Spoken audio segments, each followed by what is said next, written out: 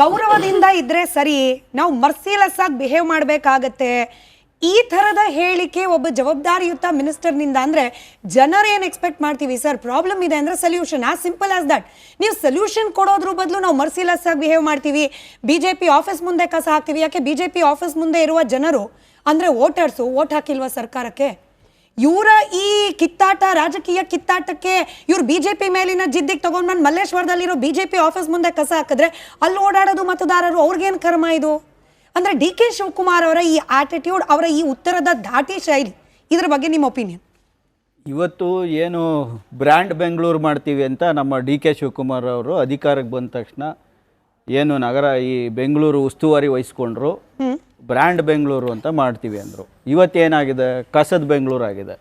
ಇದಕ್ಕೆ ಕಾರಣ ಏನಂದರೆ ಜನರು ಒಂದು ಕಾರಣ, ಸರ್ಕಾರನೂ ಒಂದು ಕಾರಣ. ಯಾಕಂದರೆ ಜನರೇ ಫಾರ್ಮ್ ಮಾಡೋದು ಸರ್ಕಾರನ.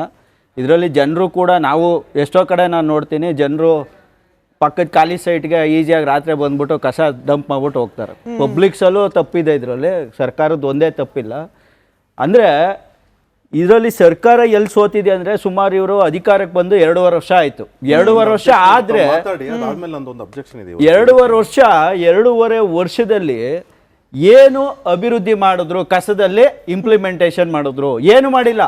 ಇವಾಗ 2021-22ರಲ್ಲಿ ಸುಮಾರು 1622 ಕೋಟಿ ಕಲೆಕ್ಟ್ ಮಾಡ್ಕೊಂಡಿದ್ದಾರೆ ಒಂದು ವರ್ಷಕ್ಕೆ. ಏನು BBMP-ನಲ್ಲಿ ಕಸಕ್ಕೆ ಸಂಸ್ಕರಣೆಗೆ ಅಷ್ಟು ಫಂಡ್ನ ನಿಯೋಜನೆ ಮಾಡಿದ್ದಾರೆ. ಹಿಂಗೆ ನಾವು ನೋಡ್ಕೊ ಬಂದರೆ 2022-23ರಲ್ಲಿ 1619 ಕೋಟಿ, 23-24ರಲ್ಲಿ 1643 ಕೋಟಿ, 24-25ರಲ್ಲಿ 1075 ಕೋಟಿ ಇತ್ತು. ಡೈರೆಕ್ಟಾಗಿ 25-26ಕ್ಕೆ 1400 ಕೋಟಿ, 325 ಕೋಟಿ ಒಂದೇ ವರ್ಷಕ್ಕೆ ಜಾಸ್ತಿ ಮಾಡಿದ್ದಾರೆ ರಾಜ್ಯ ಸರ್ಕಾರ. ಇದನ್ನ ನಾವು ಟೋಟಲು 7359 ಕೋಟಿ ತಿಂದಿದ್ದಾರೆ ಸುಮಾರು 5-6 ವರ್ಷಕ್ಕೆ. ಕಸ ಏನೋ ಸಂಸ್ಕರಣೆ ಮಾಡ್ತೀವಿ ಅಂದ್ಬಿಟ್ಟು. ಜೊತೆಗೆ ಇವತ್ತೇನು ನಾವು ಬೆಂಗಳೂರು ಪಾಪ್ಯುಲೇಷನ್ ಇದ್ದೀವಿ, ಇವತ್ತೇನು 1,28,00,000 ಪಾಪ್ಯುಲೇಷನ್ಗೆ ಇವರು 1400 ಕೋಟಿ ಡಿವೈಡ್ ಮಾಡಿದ್ರೆ ಪ್ರತಿಯೊಬ್ಬನ ತಲೆ ಮೇಲೆ 1094 ರೂಪಾಯಿ ಪರ್ ಆ್ಯನಮ್ ಬರುತ್ತೆ ಕಸಕ್ಕೆ. ಪ್ರತಿಯೊಬ್ಬ ವ್ಯಕ್ತಿ ಕಟ್ತಾ ಇರೋ ಟ್ಯಾಕ್ಸ್. ಇಷ್ಟು ಕೊಟ್ಟರು ಕೂಡ ಇವರು ಅಸಮರ್ಥವಾಗಿ ಸರ್ಕಾರ ನಿಭಾಯಿಸ್ತಾ ಇದ್ದಾರೆ. ಯಾಕಂದ್ರೆ ಇವತ್ತು ಎಂತೆಂಥ ಟೆಕ್ನಾಲಜಿ ಬಂದಿದ್ದಾವೆ, ಕಸದಿಂದ ರಸ ಮಾಡುವಂಥ ಟೆಕ್ನಾಲಜಿಗಳಿಗೆ ಆಲ್ರೆಡಿ ಇಬ್ರು ಎಕ್ಸ್ಪ್ಲೈನ್ ಮಾಡಿದ್ರು. ಇಷ್ಟೆಲ್ಲ ಟೆಕ್ನಾಲಜಿ ಬಂದ್ರು 2.5 ವರ್ಷದಿಂದ ಇವರು ಅಧಿಕಾರ ಕಿತ್ತಾಟದಲ್ಲೇ ಕಂಪ್ಲೀಟ್ ಸಮಯವನ್ನ ನಿಯೋಜನೆ ಮಾಡ್ತಾ ಇದ್ದಾರೆ ಹೊರತು ರಾಜ್ಯದ ಅಭಿವೃದ್ಧಿ ಆಗ್ಲಿ, ಬೆಂಗಳೂರು ಅಭಿವೃದ್ಧಿಗಾಗ್ಲಿ ಒಂದೇ 1% ಇವ್ರ ಕೆಲಸ ಇಲ್ಲ. ಮುಖ್ಯಮಂತ್ರಿ ರಾಜ್ಯದ ಮುಖ್ಯಮಂತ್ರಿ ಆಗ್ಬೇಕು ಅಂತಿರೋ DK ಶಿವಕುಮಾರ್ ಅವರು ಇವತ್ತು ಗೌರವದಿಂದ ಇದ್ರೆ ಸರಿ, ಇಲ್ಲಾಂದ್ರೆ ಮರ್ಸಿಲೆಸ್ ಆಗಿ ನಾವು ಬಿಹೇವ್ ಮಾಡ್ಬೇಕಾಗತ್ತೆ, ಈ ತರದ ಮಾತುಗಳು, ಪ್ರತಿಕ್ರಿಯೆ, ಸಮಸ್ಯೆ ವಿಚಾರದಲ್ಲಿ ಬಂದಾಗ ಇಲ್ಲ ಇದನ್ನ ಅಕ್ಸೆಪ್ಟ್ ಮಾಡಕ್ ಆಗಲ್ಲ. ಯಾಕಂದ್ರೆ ಒಂದು ಸರ್ಕಾರ ಅಧಿಕಾರಕ್ಕೆ ಬಂದಾಗ ಅವ್ರದೇ ರೆಸ್ಪಾನ್ಸಿಬಲ್.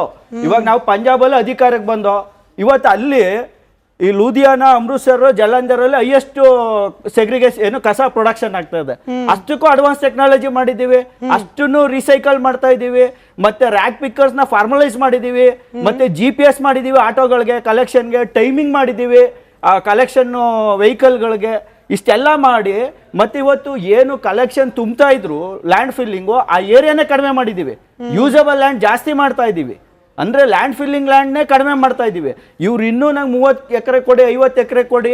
ಆ ಮಂಡೂರಲ್ಲಿ ಯಾವುದೋ ಒಂದು ಸಂಸ್ಥೆಗೆ 35 ಎಕರೆ ಕೊಟ್ಟರು, 75 ಕೋಟಿ ಪ್ರಾಜೆಕ್ಟ್ ಮಾಡ್ತೀವಿ ಅಂದರು. ಆ ಸಂಸ್ಥೆ 55 ಕೋಟಿ ಲೋನ್ ತಗೊಂಡು ಇವರೊಂದು 15 ಕೋಟಿ ಅದೇನು ಮಾಡಿಲ್ಲ, ಮತ್ತೆ ಅಲ್ಲಿಗೆ ತುಂಬ್ತಾ ಇದ್ದಾರೆ. ಅಂದರೆ ಅದು CAG ರಿಪೋರ್ಟಲ್ಲೇ ಬಂದ್ಬಿಟ್ಟಿದೆ ಅವರ ಭ್ರಷ್ಟಾಚಾರಗಳು. ಹೈಕೋರ್ಟಲ್ಲಿ ತಡೆ ಕೊಟ್ಟಿದ್ದಾರೆ ಹಿಂದೆ. ಅಂದರೆ ಬೆಂಗಳೂರು ಬರೀ ಒಂದು ಲೂಟಿ ಸಂಸ್ಥೆ, ಜನರ ಮೇಲೆ ಹೊರೆ ಹಾಕಿ ಜನರನ್ನ ಲೂಟಿ ಮಾಡೋದ್ರಲ್ಲಿ ನಿಸ್ಸೀಮರಾಗಿದ್ದಾರೆ ಹೊರತು ಈಗ ಕೊನೆಗೆ ನಾವು ಇನ್ನೇನು ಆಪ್ಷನ್ ಇಲ್ಲ.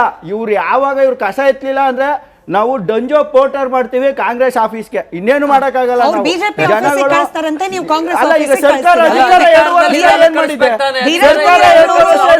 ಬ್ರ್ಯಾಂಡ್ ಬೆಂಗಳೂರು ಅಂತ ಹೇಳಿದವರು ಇವರು. ಸರಿ, ಧೀರಜ್ ಮುನಿರಾಜು ಅವರು ನಮ್ಮ ಜೊತೆ ದೂರವಾಣಿ ಸಂಪರ್ಕದಲ್ಲಿದ್ದಾರೆ. ಸರ್ ನಮಸ್ಕಾರ, ನನ್ನ ಧ್ವನಿ ತಲುಪ್ತಾ ಇದೆ ಅಂತ ಭಾವಿಸ್ತೀನಿ. ಧೀರಜ್ ಸರ್,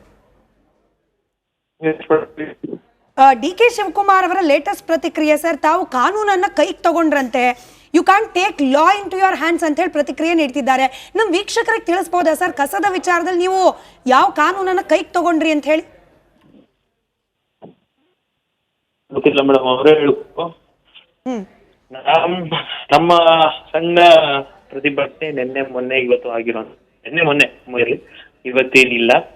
ಆಗಿರುವಂತದ್ದು ಏನಾಗಿದೆ ಮೇಡಮ್, ದೊಡ್ಡಬಳ್ಳಾಪುರದಲ್ಲಿ BBMP 8 ಕಸ ವಿಲೇವಾರಿ ಆಗ್ತಾ ಇದೆ GBS. ಅದರಲ್ಲಿ ಒಂದು ದೊಡ್ಡಬಳ್ಳಾಪುರದಲ್ಲಿ ಇರುವಂತದ್ದು. ಇದು 2004 ಆಪರೇಷನ್ ಇದೆ. GBA ಫಾರ್ಮ್ ಆದ ನಂತರ 70 ಕಸ ವಿಲೇವಾರಿ ಘಟಕಕ್ಕೆ 70 ಗಾಡಿಗಳು ಟಪ್ಪರ್ ಅಲ್ಲಿ ಈ ಕಸ ಬರುವಂತದ್ದು GBA ಅಲ್ಲಿ OM ಆಗಿದೆ. ಗವರ್ಮೆಂಟ್ ಇಂದ ರೆಸಲ್ಯೂಷನ್ ಆಗಿದೆ ಮೇಡಮ್. ನೆನೆ ಏನಾಗುತ್ತೆ, ಮಹದೇವಪುರಕ್ಕೆ ಹೋಗ್ಬೇಕಾಗಿರುವಂತ 200 ಗಾಡಿ, ಬ್ಯಾಟ್ರಾಯನ್ಪುರಕ್ಕೆ ಹೋಗ್ಬೇಕಾಗಿರುವಂತ 200 ಗಾಡಿಯನ್ನ ಮಂಗಳವಾರ ದಿನ 400 ಗಾಡಿಯನ್ನ ದೊಡ್ಡಬಳ್ಳಾಪುರಕ್ಕೆ ಕಳಿಸ್ತಾರೆ. ಪ್ರತಿಭಟನೆ 70 ಗಾಡಿ ನಾವು ಓಕೆ, ಸರ್ಕಾರ ಇದೆ, ಕಾನೂನಿದೆ, ಅವ್ರು ಬಿಡಬೇಕು, ಓಕೆ, ಕಾನೂನು ಪ್ರಕಾರ ಬಿಟ್ಟಿದೀವಿ. 400 ಗಾಡಿ ಅವ್ರು ಯಾರೋ ಆಡ್ಸ್ತಾ ಇರುವಂತದನ್ನ ಯಾವ ರೀತಿ ಬಿಡಕ್ಕಾಗುತ್ತೆ? ಕಾನೂನು ಉಲ್ಲಂಘನೆ, ಕಾನೂನು ಕೈ ತಗೊಂಡಿರೋರು ಯಾರು? DK ಶಿವಕುಮಾರ್ ಅವರ, BSWML ಸ್ಟಾಫ್ ಅಥವಾ ಕಮಿಷನರ್ ಅವರ, ಅಥವಾ ಯಾರು ಮಾಡಿರೋದು? ಇದು BSW CEO ಕಾನೂನು ಕೈ ತಗೊಂಡಿರೋದು ಅವರು.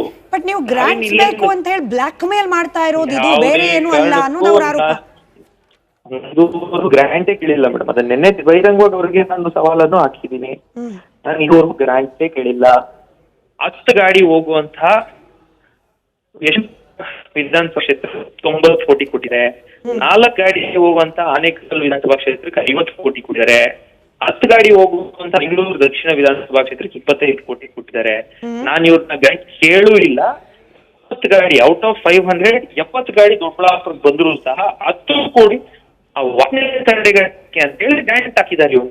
ಅದು ಇದುವರೆಗೂ ಬಂದೂ ಇಲ್ಲ. ಅದು ಯಾವಾಗ ಬಂದ್ಕೊಳ್ಳಿ, ಗ್ರಾಂಟ್ ನನಗೆ ಅವಶ್ಯಕತೆನೇ ಇಲ್ಲ. ನಾನು ಹೇಳ್ತಾ ಇರೋಂಥದ್ದು ಸರ್ಕಾರಿ ನಿಯಮ ಇರುವಂತದ್ದು ಕನ್ಸೆಂಟ್ ಫಾರ್ ಆಪರೇಷನ್ ಪೊಲ್ಯೂಷನ್ ಕಟ್ಕೊಳ್ದೆ ಇರುವಂತದ್ದು 20 ಗಾಡಿಗಳು. ಅದು ಬಿಟ್ಟು ನಾನು ಪ್ರತಿಭಟನೆ ನಡೆದಿತ್ತು. ಬಟ್ ಮರ್ಸಿಲೆಸ್ ಆಗಿ ನಾವು ಆಕ್ಷನ್ ತಗೊಳ್ಬೇಕಾಗತ್ತೆ ಅಂತ ಹೇಳಿ ಹೇಳ್ತಾ ಇದ್ದಾರೆ ತಮ್ಮ ವಿರುದ್ಧ. ಅಂದ್ರೆ ಈ ಮಾತುಗಳನ್ನ ಕೇಳ್ತಿದ್ರೆ, ಇಲ್ಲ ಧೀರಜ್ ಸರ್, ಈ ಮಾತುಗಳನ್ನ ಕೇಳ್ತಾ ಇದ್ರೆ is there anything personal between you and DK Shivakumar sir?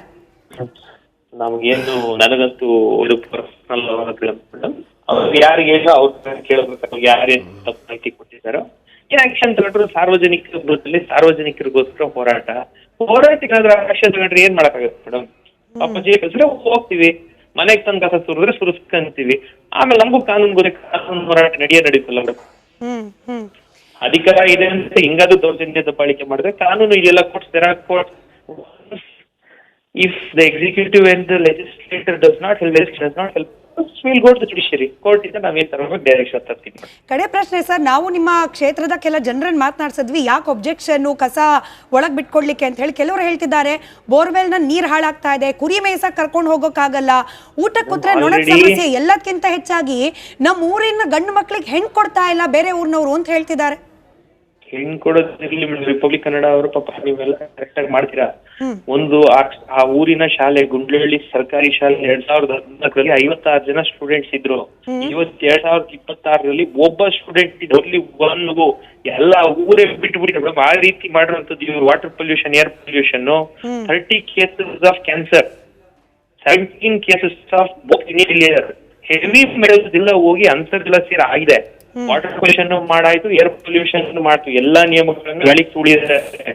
NGT case ಹಾಕಿದೀನಿ, ಸೆಂಟ್ರಲ್ ಪೊಲ್ಯೂಷನ್ ಕಂಟ್ರೋಲ್ ಬೋರ್ಡ್ ಕೊಟ್ಟಿದ್ದೀನಿ, ನಾನು ಹೈಕೋರ್ಟ್ ಅಲ್ಲಿ ಮುಖದಲ್ಲಿ ಹೂಡಿದೀನಿ. ಈ 70 ಗಾಡಿ ಬರುವಂತದ್ದನ್ನು ನಿಲ್ಸ್ಬೇಕು ಅನ್ನೋದಿದೆ.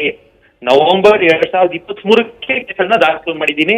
ಆ ಕೇಸಿನ ವಿರುದ್ಧ ನ್ಯಾಯಾಂಗ ಹೋರಾಟವನ್ನು ನಾನು ತಗೊಂಡಿದ್ದೀನಿ. Anyway, thank you so much Dheeraj ಅವರೇ, ಇಷ್ಟೊತ್ತು ರಿಪಬ್ಲಿಕ್ ಕನ್ನಡದ ಜೊತೆಯಲ್ಲಿ ಮಾತನಾಡಿದ್ದಕ್ಕೆ. ಅಶೋಕ್ ಸರ್, ಈಗ ನಾವು ಕೂಡ ಆ ಊರಿನ ಜನನ ಕೆಲವರನ್ನ ಮಾತನಾಡಿಸಿದಾಗ ಹೇಳ್ತಾ ಇದ್ರು ಸಾಕಷ್ಟು ಸಮಸ್ಯೆ ಆಗ್ತಿದೆ ಈಗ ಬರ್ತಿರೋ ಕಸದಿಂದನೇ.